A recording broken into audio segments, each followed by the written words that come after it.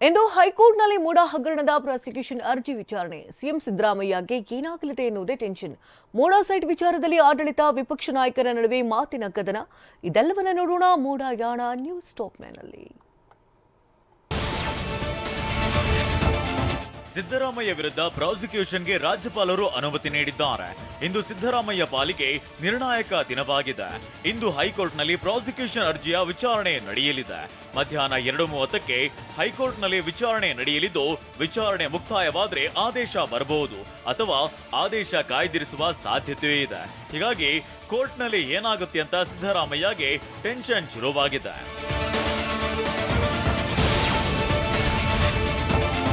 ಇಂದು ಹೈಕೋರ್ಟ್ನಲ್ಲಿ ಪ್ರಾಸಿಕ್ಯೂಷನ್ ಕುರಿತು ಅರ್ಜಿ ವಿಚಾರಣೆ ನಡೆಯಲಿದೆ.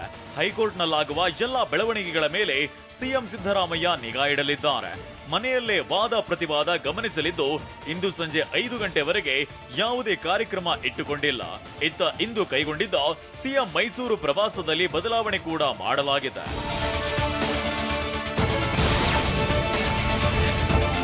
ಕಾನೂನು ಹೋರಾಟದ ಜೊತೆಗೆ ಸಿಎಂ ಸಿದ್ದರಾಮಯ್ಯ ದೇವರ ಮೊರೆ ಹೋಗಿದ್ದಾರೆ. ಇಂದು ಬೆಳಿಗ್ಗೆಯ ಬದಲಾಗಿ ಸಂಜೆ ಮೈಸೂರಿಗೆ ಸಿದ್ದರಾಮಯ್ಯ ತೆರಳಲಿದ್ದಾರೆ.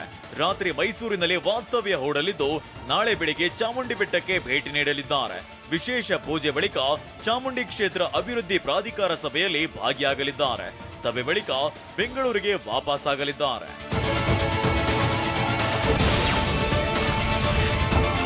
ಮೂಡಾ ಹಗರಣದಲ್ಲಿ ರಾಜಕೀಯ ಕದನ ಜೋರಾಗಿದೆ.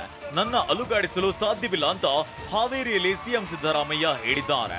ಇದಕ್ಕೆ ತಿರುಗೇಟು ಕೊಟ್ಟಿರೋ ಬಿಜೆಪಿ ರಾಜ್ಯಾಧ್ಯಕ್ಷ ವಿಜಯೇಂದ್ರ, ಸಿದ್ದರಾಮಯ್ಯ ಸಮಾಜವಾದಿ ಮುಖವಾಡ ಕಳಚಿ ಬಿದ್ದಿದೆ ಅಂತ ಆಕ್ರೋಶ ಹೊರಹಾಕಿದ್ದಾರೆ.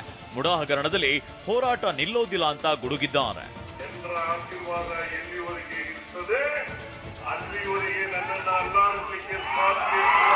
ಏನು ಸಿದ್ದರಾಮಯ್ಯನವ್ರನ್ನ ಅಲ್ಲಾಡಿಸೋದಕ್ಕೆ ಸಾಧ್ಯನೇ ಇಲ್ಲ. ಸಿದ್ದರಾಮಯ್ಯನವ್ರನ್ನ ಮುಖ್ಯಮಂತ್ರಿ ಸ್ಥಾನದಿಂದ ಇಳಿಸೋದಕ್ಕೆ ಸಾಧ್ಯನೇ ಇಲ್ಲ ಅಂತೇಳಿ ನಮಗೆ ಸವಾಲಾಗ್ತಾ ಇದ್ರು. ಏನಾಗಿದೆ ಅಂತ ಪರಿಸ್ಥಿತಿ ರಾಜ್ಯದಲ್ಲಿ.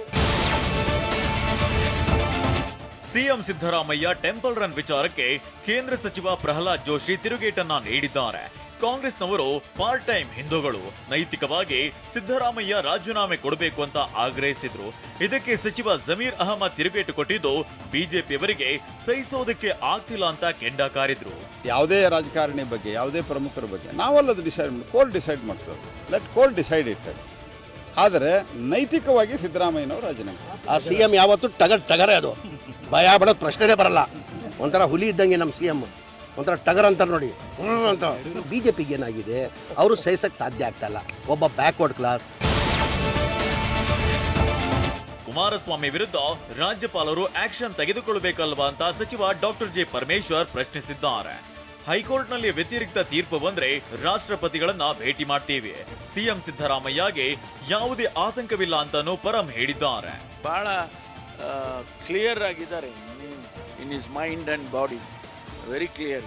ಇದರಲ್ಲಿ ನಂದೇನು ತಪ್ಪಿಲ್ಲಪ್ಪ. ಇದರಲ್ಲಿ ಯಾವುದೇ ಕಾನೂನು ಬಾಹಿರವಾದಂಥ ಕೆಲಸ ಮಾಡಲಿಲ್ಲ. ನನ್ನ ಅಧಿಕಾರವನ್ನು ಕೂಡ ನಾನು ದುರುಪಯೋಗ ಮಾಡಿಕೊಂಡೆ. ಅಪೋಸಿಷನ್ ಲೀಡರ್ ಆಗಿದ್ದೆ, ಅನಂತರ ಮುಖ್ಯಮಂತ್ರಿ ಆಗಿದ್ದೆ. ಯಾವತ್ತೂ ನಾನು ದುರುಪಯೋಗ ಮಾಡಿಕೊಂಡಿಲ್ಲ ಅನ್ನೋದನ್ನು ಅವರು ಪದೇ ಪದೇ ರೀಟ್ರೇಟ್ ಮಾಡ್ತಾನೆ ಇದ್ದಾರೆ. ಮೂಡಾ ಹೋರಾಟದ ಜೊತೆಗೆ ಕಾಂಗ್ರೆಸ್ ನಾಯಕರು ಎಚ್ಡಿಕೆ ಪ್ರಾಸಿಕ್ಯೂಷನ್ ವಿಚಾರವನ್ನ ಬಾಣವಾಗಿ ಹೂಡ್ತಾ ಇದ್ದಾರೆ.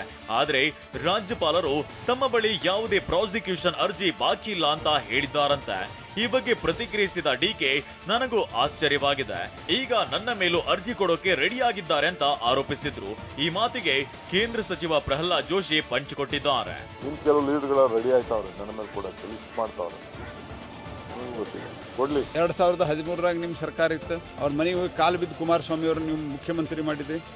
ಈಗ ನಿಮಗೆ ಜ್ಞಾನೋದಯಗಿದೆನ ಅಂದ್ರೆ ನಿಮ್ಮ ಬುಡಕ್ಕೆ ನೀರು ಬಂದಾಗ ಈ ರೀತಿಯಾದಂಥ ಎಲ್ಲ ಕೃತ್ಯಗಳನ್ನು ಮಾಡ್ತಾ ಇರುವಂಥದ್ದು ಕಾಂಗ್ರೆಸ್ಸಿನ ಚಾಳಿಯಾಗಿದೆ.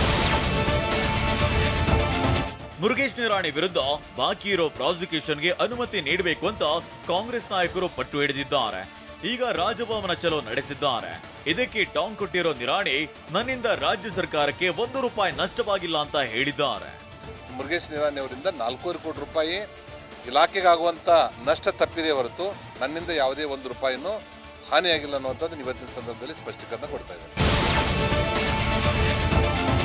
ಸಿದ್ದರಾಮಯ್ಯ ವಿರುದ್ಧ ರಾಜ್ಯಪಾಲರ ನಿರ್ಧಾರ ಸರಿಯಿಲ್ಲ ಅಂತ ಸಿಎಂ ಭೇಟಿಯ ಬಳಿಕ ನಿಡುಮಾವಿಡಿ ಮಠದ ವೀರಭದ್ರ ಚನ್ನಮಲ್ಲ ಸ್ವಾಮೀಜಿ ಹೇಳಿದ್ದಾರೆ.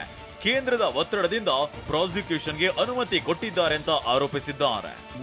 ಇದರ ಬಗ್ಗೆ ರಾಜ್ಯಪಾಲರು ಸ್ವಯಂ ಪ್ರೇರಿತರಾಗಿ ಈ ಕಾರ್ಯವನ್ನು ಮಾಡಿಲ್ಲ, ಕೇಂದ್ರದ ಒತ್ತಡದಿಂದ ಈ ಕಾರ್ಯವನ್ನು ಮಾಡಿದ್ದಾರೆ.